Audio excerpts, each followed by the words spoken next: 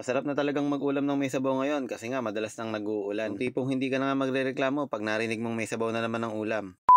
Hey, what's up mga kaibigan? Ito, meron tayo ditong nabili, 2 pirasong bangus. Talagang 200 pesos na bangus, talaga namang sulit na sulit kasi 2 piraso na. Napakasarap kasi ng bangus, lalo na pag umuulan tapos sasabawan mo pa. Pero sabi nung iba, mas gusto daw nila ng tilapia pag umuulan. O siya, sige na nga, eto nga, tinihiwa ko lang, ginigilid ko lang ng ganyan. At tapos nga, eto, nahiwa ko na lahat. Bali, tinira ko pala yung kanyang mga bituka dun sa tiyan. Tinanggal ko lang yung abdo para hindi mapait.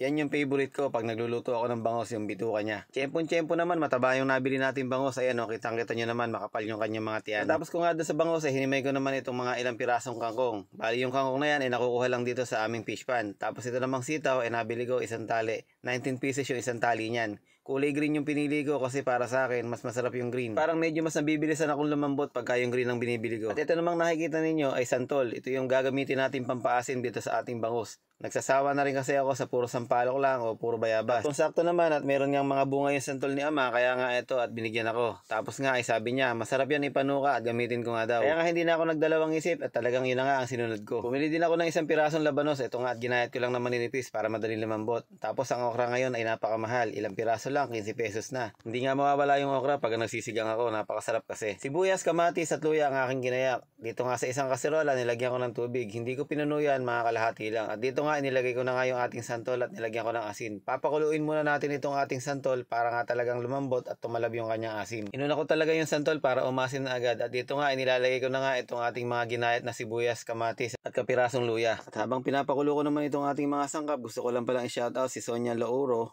si Juana Nantes, si Roda de Omampo Reyes, si Neneng Mata ng Santa Maria, Bulacan, si Darlene Mitra ng Italy, at saka si Karen Donadillo ng Kalumpit, Bulacan. Maraming salamat sa inyo. At nung lumambot na nga yung ating pinapakuluan, nilagay ko na nga yung ating mga sitaw, yung ating labanos, at yung ating mga bangus. Ito nga, tinisa-isa ko nang ilagay para nga maayos ang pagkakalagay at hindi mapailalim. Dahil pag napailalim yan at yan ay kumulo ng kumulo, siguradong malalabog o malalasag. Kaway-kaway pala dyan sa mga mahihilig sa tiyan ng bangus, yung pag nagsandok, inuuna talagang kainin yung tiyan ng bangus at isinasawsaw sa patis na may sili. Talaga namang solid na solid sa sarap. Ilagay ko na rin pala yung mga okra kanina at ngayon naman inilalagay ko nga itong ating mga siling haba. Magdadagdag pa pala ako ng patis dito kasi nga para mas sumarap talaga yung ating sinigang. Kasi nga yung asin lang na nilagay ko kanina medyo matabang pa yun. Lalagyan ko na rin pala ng pampalasa para mas masarap ang laban. Optional lang naman yun kung gusto nyo ng meron, kung gusto nyo ng wala, kayo na bahala. Sa punto na to pinapalanta-lanta ko lang yung ibang mga gulay pa. Tapos nga niyan, didiin-diin ko lang ng gamit ng sandok para nga hindi malasag. Ngayon naman, ilalagay na natin yung dahon ng kangkong at yung tangkay ng kangkong.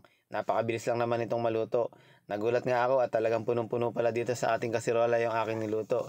Medyo naliitan pala yung aking lalagyan, kaya sa susunod, mas lalakihan ko na. Pasensya na kayo at ako'y tao lang, nagkakamali din. Sabi nga wala namang perpekto. So wala namang ibang perpekto kundi ang Panginoon lang. Kaya nga ito, tinigman ko na. Sobrang sarap talaga at talaga namang napapakilig ako sa asim. Sa tingin pa nga lang talaga namang aakitin ka na nito. Kaya nga kailangan meron ka ng mainit na sinaing sa oras na to. Maraming salamat sa lahat ng mga sumusuporta at doon sa mga dati nang nanonood na hindi ko pa nababate. Huwag kayong mag-alala, iisa-isahin ko kayo. Kung minsan talagang natatabunan lang tayo ng mga comment at naunahan pa ng iba. I love you all. Maraming salamat.